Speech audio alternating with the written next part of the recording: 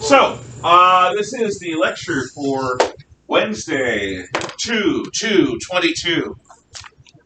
Or, if we don't want to say AD 22, we can say AD MMXXII, which is always fun. As we were getting ready, I predicted that there will be a test commie quiz tomorrow or Friday, depending on all this stuff. And so we have a lot to do. Haley, you've got 10 seconds. Yes, okay. So I feel like none of this would have happened under Trump, not because You don't know, though, and neither do I. And look, as much as I like the former president and dislike the current one, fair is fair. Yes. That is a what if that we never, and I, one of the reasons I campaigned for the former president is I didn't want something like this to happen. We were talking about Russia, Ukraine, and the possibility of an invasion. What? You didn't let me say my because. Say your because. Because I feel like Putin had a lot more respect for Trump than he does for Biden, and so I don't want to say that he fears him, but he has a healthy fear of what our country is. It's not a bad idea to have a president who's a little scary. Richard Nixon used to talk about this after he was out. He called it the madman theory. And the idea is that Nixon, at times, would do things that seemed a little crazy just to keep the Russians and the Chinese during the Cold War guessing. And Trump did that, too. Reagan actually did that.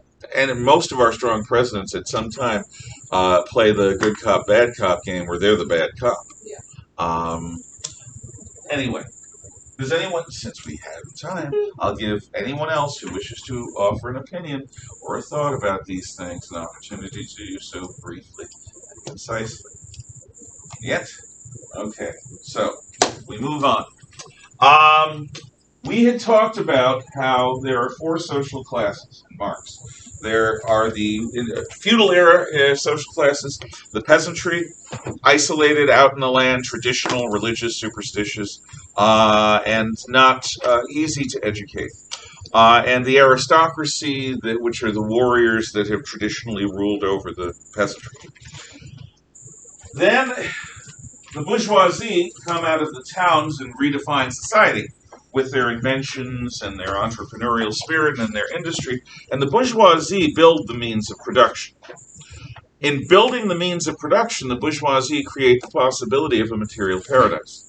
Without industry, you don't have the ability to have a relatively plentiful society where everyone gets what they need, because pre-industrial methods simply don't give that much extra stuff, whether it's food or clothing or whatever.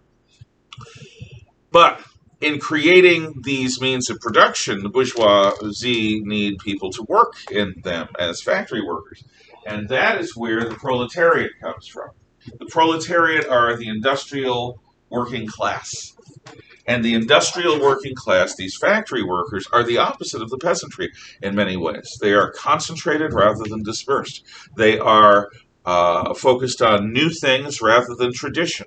They, in fact, know how to educate themselves or be educated, because they have to learn the machines and then learn the replacements of the machines when the old machines become obsolete.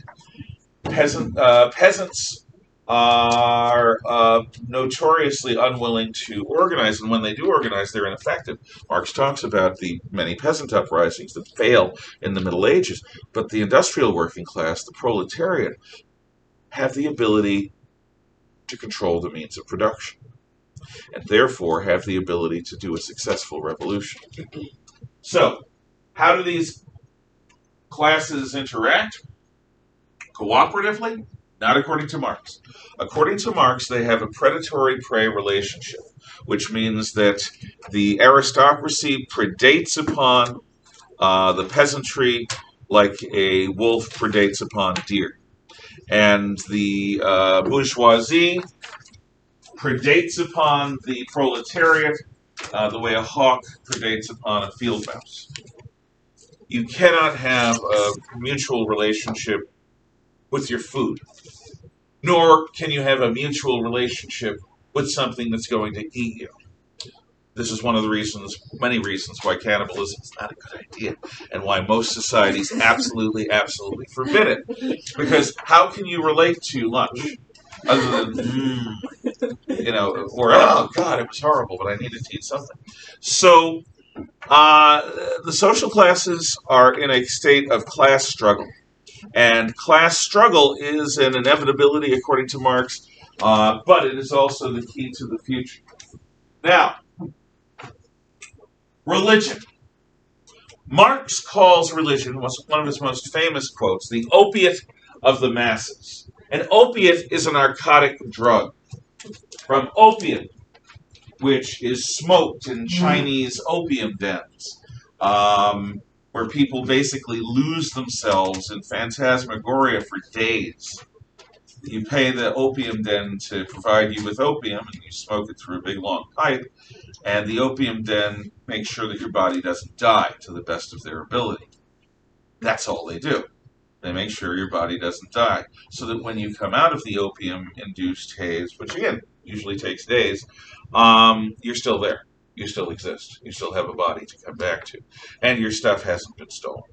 So you're basically in a bus station or airport. There are lockers, or I don't know if they still exist in airports, where you can basically leave things. And what you're doing is you're placing your body in a locker like that. In an opium den, you're going to be taken care of by the person who runs the opium den quickly. There are places in like hospitals and stuff, instead of trying to just take people off of drugs, they will have stuff like that where they can safely administer drugs to them. Yeah, methadone clinics is what I've heard. Yeah.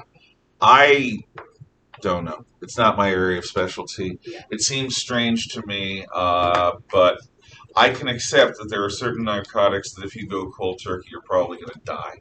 So in a case like that, perhaps in those limited cases, you have a situation where in a clinical setting you're being weaned off of them.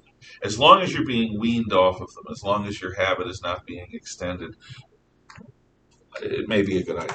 I'll have to trust the professionals on that one, which is not something I usually do. So how is religion the opiate of the masses? Oh, you're going to love this. You see, you get a bunch of people to work like slaves for you. And then you tell them that if they work hard in this life and follow the rules and are goody little two-shoes, they're going to live in a paradise magic world with a paradise magic God. And in that paradise magic world with their paradise magic God, they will live forever. And in fact, it's much easier for a person who's at the bottom to enter paradise magic than it is for a rich person. Remember, Christ once said it's easier for a camel to pass through the eye of a needle than for a wealthy man to get into heaven. Now, that probably meant a type of gate called the eye of the needle, where you have to crawl down and really scooch your way through. And a camel could do that, but it would require effort. And this has to do with the seductiveness of life when you have resources. In other words, rich people could buy better drugs. So, religion, according to Marx, is a scam. It's a flim-flam. Wait, you're treating me like garbage in this life. Yeah, but in the next life, you're going to be great. Angel, harp, clouds, it's going to be wonderful. And Marx calls this a giant lie. It's there to drug the people into being obedient. And Marx loves the term the masses. The masses was actually an American communist magazine 100 years ago.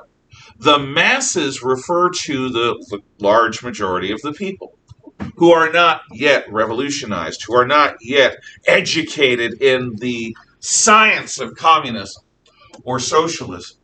The masses are the poor, dumb people.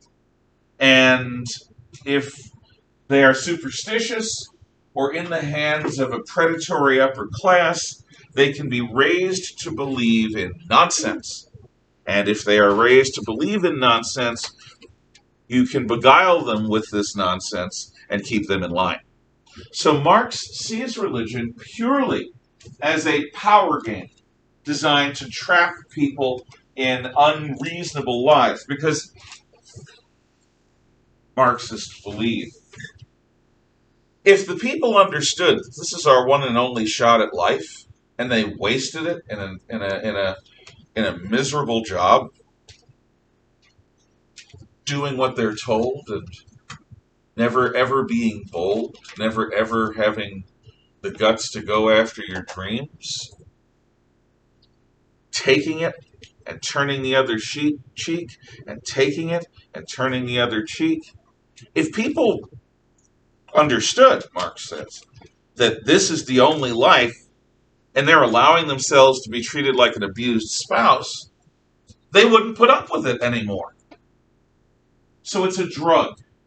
It's a drug that you give the people in order to make them pliant, like giving somebody a sedative. So Marx does not consider religion seriously, and he calls Marxism and communism and socialism in general terms is atheistic.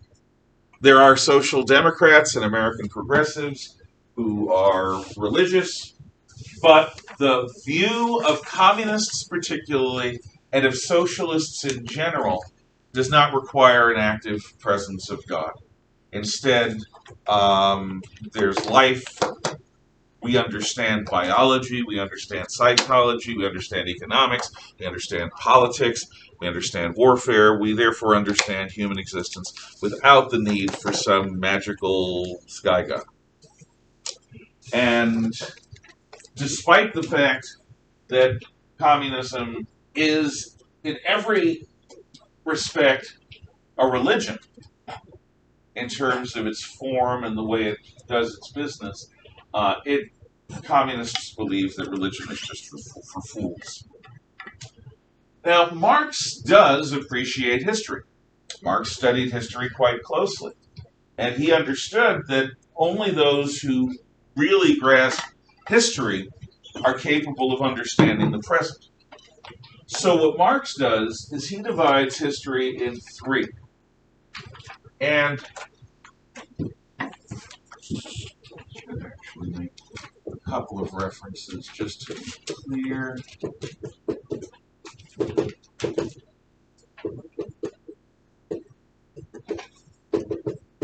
Okay.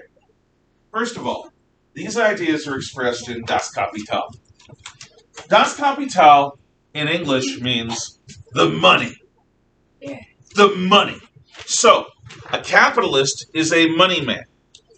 Capitalism is an economic system designed to maximize profit or to gather much money. Das Kapital, the money. So, Marx has 3 ages of history. Now, is it an accident that we are once again faced with a triune vision? Because look at time. There's the past, the present, and the future. Triune, Trinitarian. Christian, bless you, concept of God. God the Father, God the Son, God the Holy Spirit.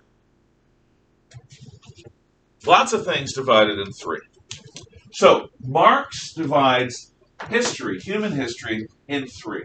The first age of history, according to Marx, is the age of feudalism. Feudalism is the agrarian period. He considers the time before feudalism to be savagery or whatever. But feudalism is the first human society.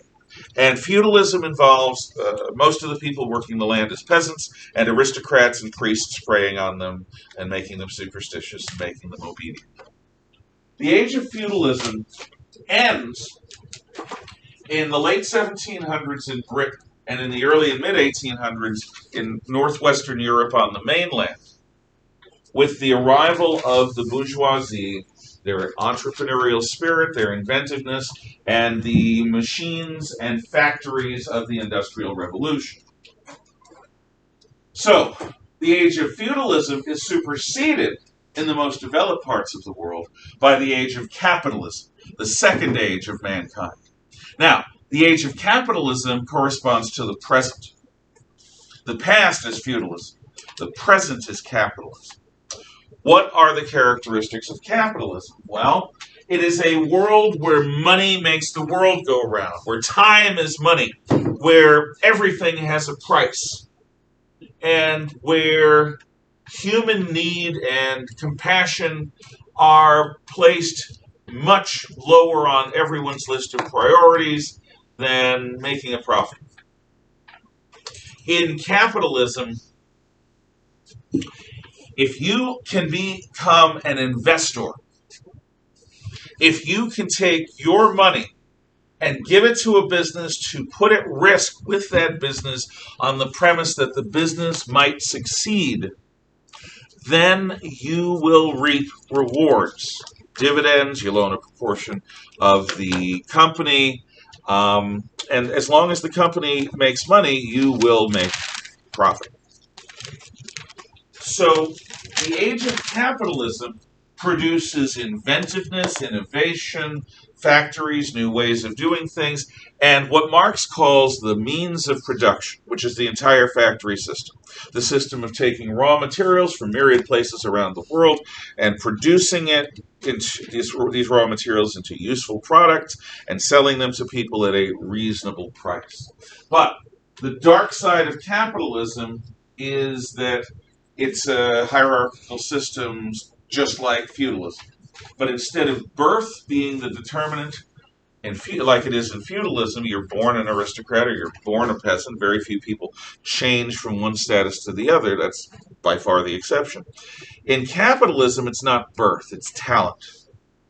If you are talented, if you acquire money, then you become the ruling class, the bourgeoisie. If you are not connected with money, you are going to be a worker. The capitalists employ, the workers produce. But there is injustice because of the unequal distribution of wealth within capitalism. So, what will correspond to the future is the third age of mankind, the age of communism, or true socialism. Now, communism or true socialism is an ideal world, a utopian world, where from each according to his ability, to each according to his needs. It is the promised land, where people are not raised to be greedy, where they will not understand greed because their education will not have taught them greed. Instead, people will be taught to be generous and to give freely of their talents and only to take what they need. So, this is, and communism and socialism are, in general terms, absolutely psychologically focused on nurture, not nature. There are these debates between people about what matters most, genetics or environment, your heritage or your choices. What matters most?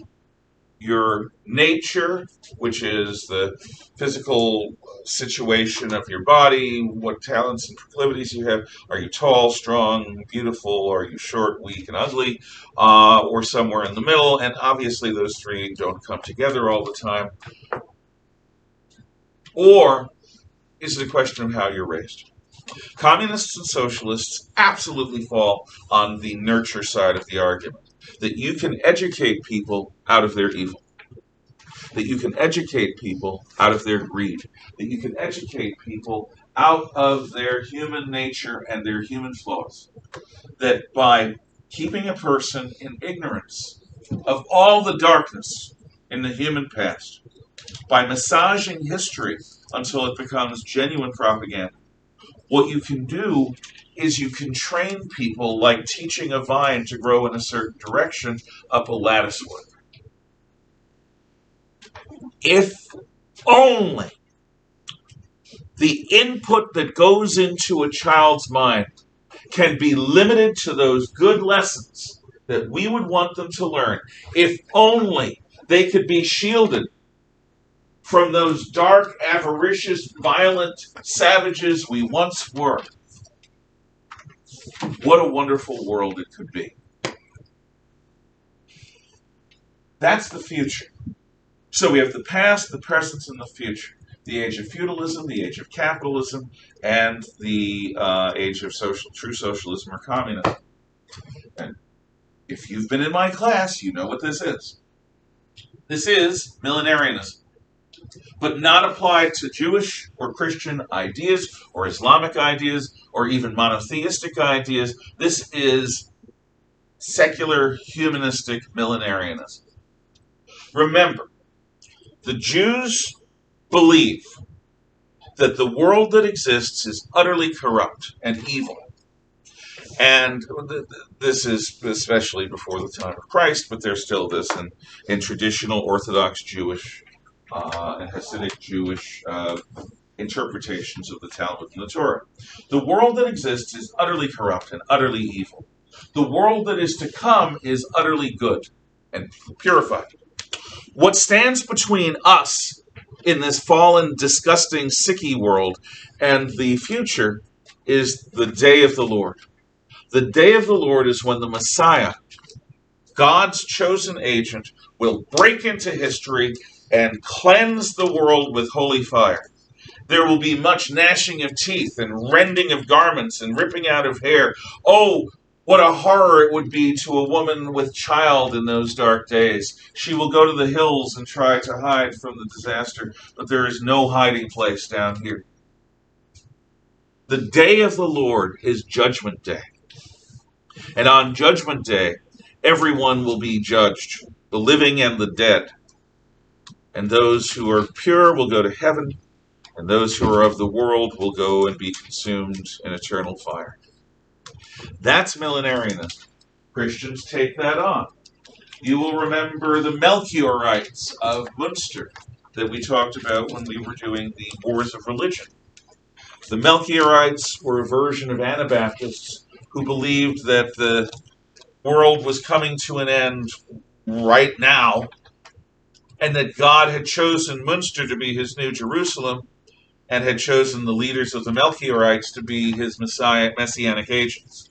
And that the purified army of God, the army of the saints, would usher out of Munster and change the world. Judgment Day would come. There are many Christians today, and Jews, and Muslims, who are millenarians. My first girlfriend was a Jehovah's Witness. What I know of that faith comes from her. Variant of Christianity, but it's very millenarian. The world is corrupt. Don't celebrate Christmas. Don't celebrate birthdays. Don't celebrate any of these worldly things. Don't get too involved in the world. Make a living, but focus your attention on God. Many of the people I knew who were involved in the Church of Jesus Christ of Latter-day Saints, the Mormons, have a similar outlook. The world is fallen. We're going to build a new world that will survive the Judgment Day. We will prepare for the Day of Judgment. And there are many other Christians of all denominations. There are Roman Catholics who are this way. There are many kinds of Protestants and Reformed Christians who are this way. Perhaps you are this way. I'm not meaning disrespect. I'm telling you, it's a variant of Christianity. Not all Christians or Jews or Muslims feel that way. The Islamic faith tends towards millenarianism to at least as great an extent as Christianity. I think more so. The day of Hak is the day when the Mahdi will come, according to the Sunnis, and purify the world. And only the true believers in Al-Islam, which means submission to God, will be purified, will be saved, and everyone else will be destroyed or made into slaves. So communists, Marxists have a very millenarian point of view. The past is dark, the present is savage and oppressive and nasty, and must be cleansed for the better future, the millennium, the 1,000 years of peace to come. And what will stand between the world that is and the world that is to come? The revolution. The revolution. The revolution. And the revolution will be a terrifying, horrifying, but wonderful moment. So, any questions on either the opiate of the masses, religion, or on the Marxian ages of history before we go into the details of that revolution? Questions, comments, or thoughts? Yeah. So the 3 ages of history, it's not like a clear, this is where it ends and this is where it starts, right? Because there's some Well, To Marx, it was clear that when awakened proletarians, led by the vanguard of the proletariat, which is the Communist Party, when a critical mass of them are awake, the world will change in a revolution. Now, this is similar to the belief of the early Christians, who believed that Christ was coming within their lifetimes. There are a lot of references to this among the earliest Christians, among the Despoicini of Judea, the Christians who have blood relations to the family of Jesus and Mary and Joseph. In his younger days, St. Paul talked about Christ coming. There are things Jesus said, that there are people in this world who will not see death before the kingdom of God is shown to them. Now, what modern theologians believe about that is that the kingdom of God is the spreading of the Christian faith, which began very much within the lifetime of most of the early Christians. But it wasn't the second coming of Christ, which is the millennium for Christians. Christians believe that the second coming of Christ will have all the characteristics of the Jewish day of the Lord, of the Islamic day of Hak. It will be the end of the world as we know it, the burning away of the impure, and the preservation and enthronement of those who are faithful. Yeah? Was that your question? Okay.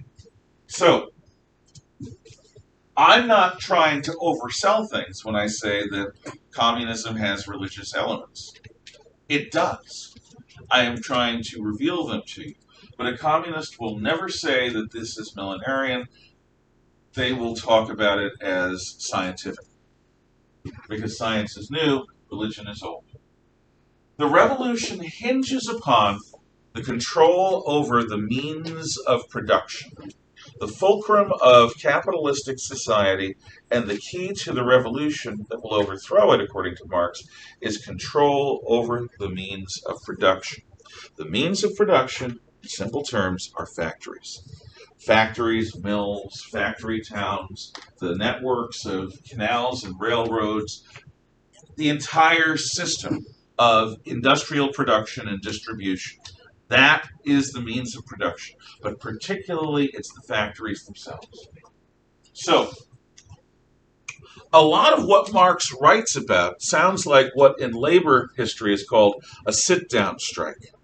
This happened in a variety of places. It was a big thing back in the 1930s. There was a big sit-down strike at the River Rouge plant for Ford near Detroit. What workers do in a normal strike is they go home and they don't go to work. Instead, they picket outside of their place of employment. We want a raise. We want fair treatment. We want decent benefits. We want safe working conditions. And they're protesting. Nobody's inside the factory except the managers and any scabs that they can sneak in. Scabs are people who will work doing the jobs that union workers would be doing if they weren't on strike.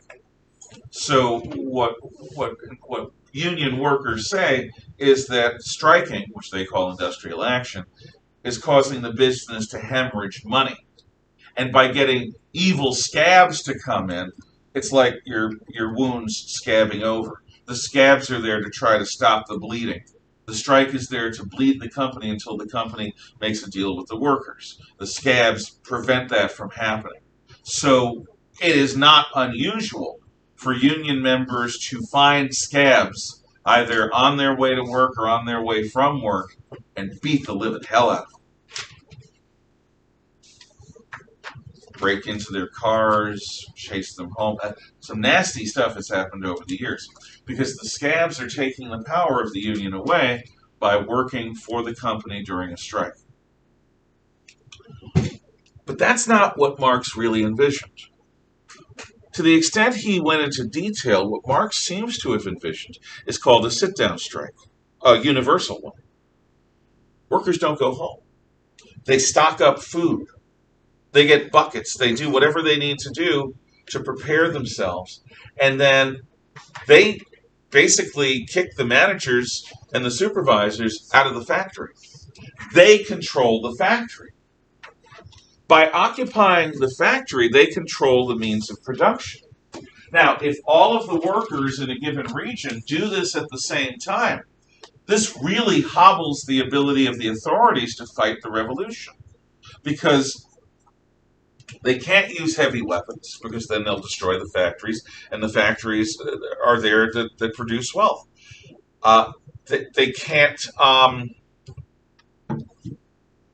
They can't use incredibly harsh tactics, because a factory is like a fortification. If you've ever been in an old style factory, you know that.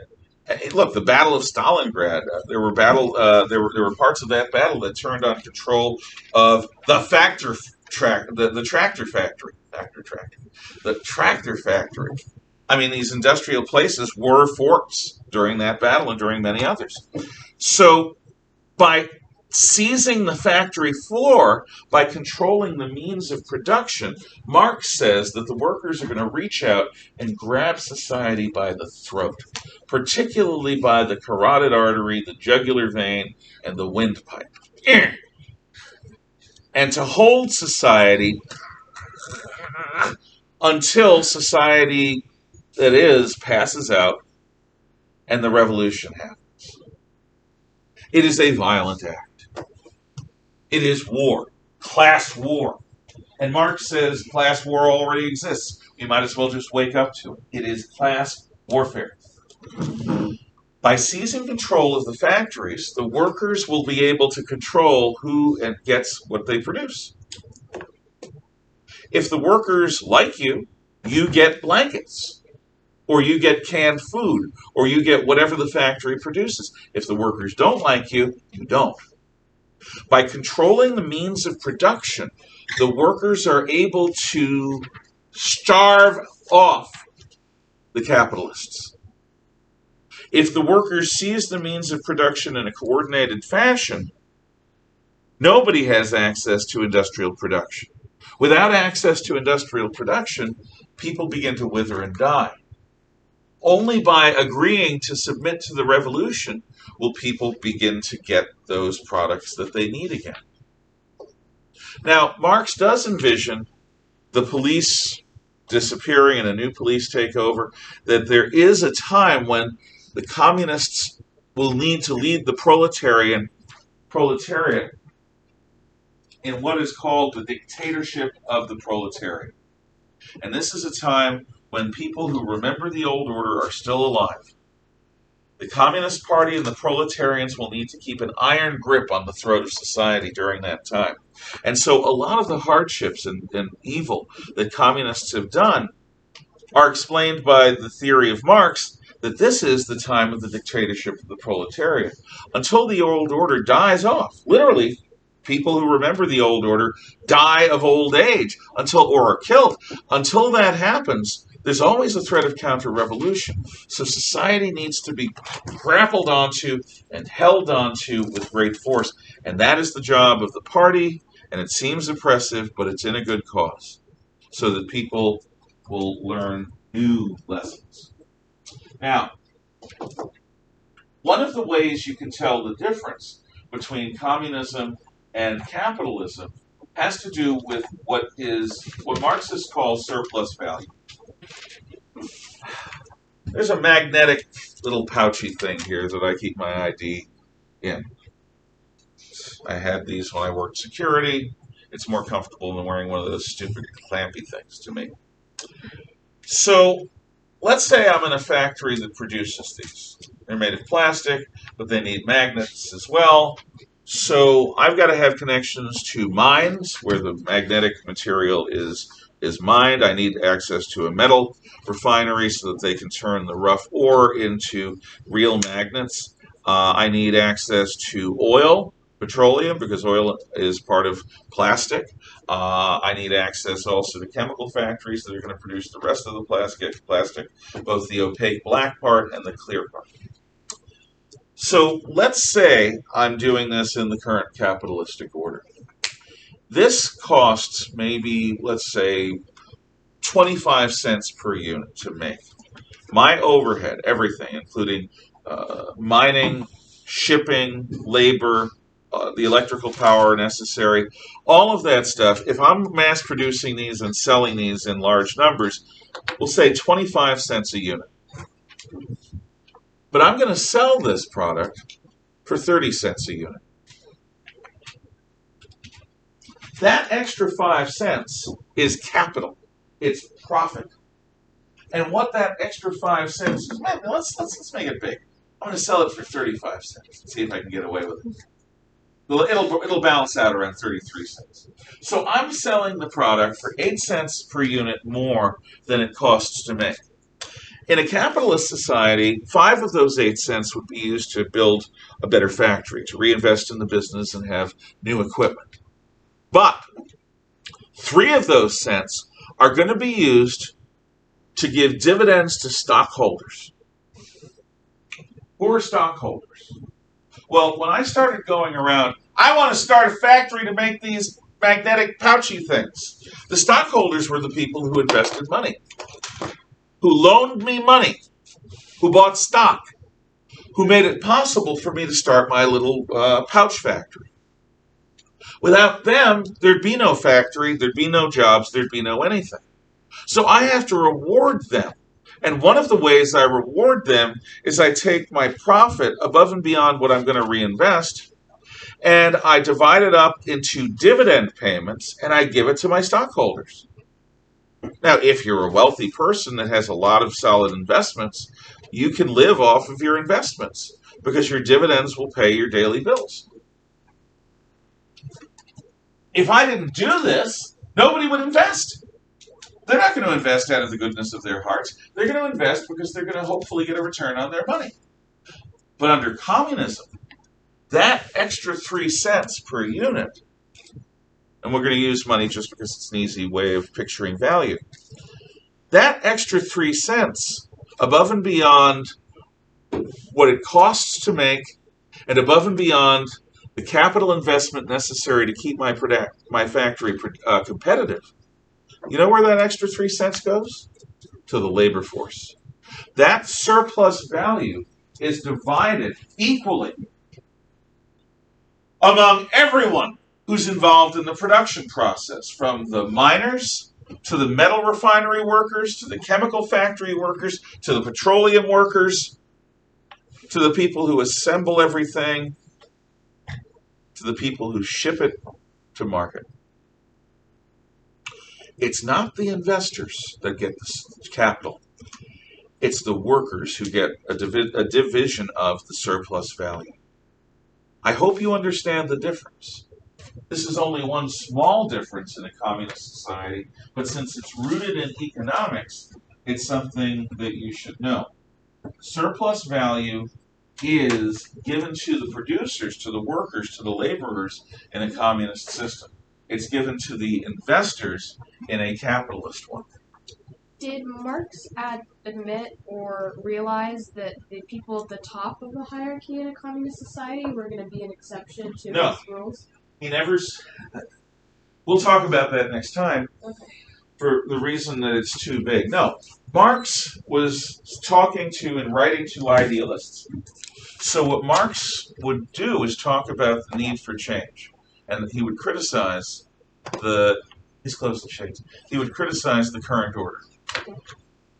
But the inevitability that the leadership of the Communist Party at a time of the dictatorship of the proletariat would end up playing God with everyone else. No.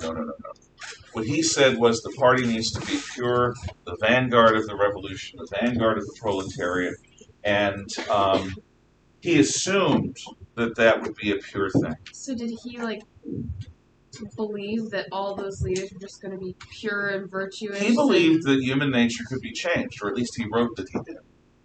I have my own beliefs about Marx and communism in general. I think communism is a seductive idea if you are a narcissist or if you're a megalomaniac. If you're a person who believes that you're better than everyone else, you're a narcissist, then you can become a communist leader and you'll be like a god. You'll tell everyone how to live their lives. If you're a megalomaniac, communism gives the party leadership the power over the lives of everyone else. And of course they live better.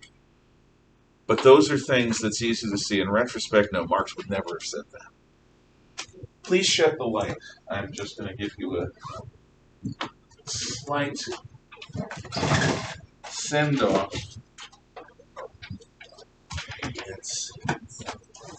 Oh, and I've got to hit the pause button. Let me... Remember, quiz... Stop. It will be Friday.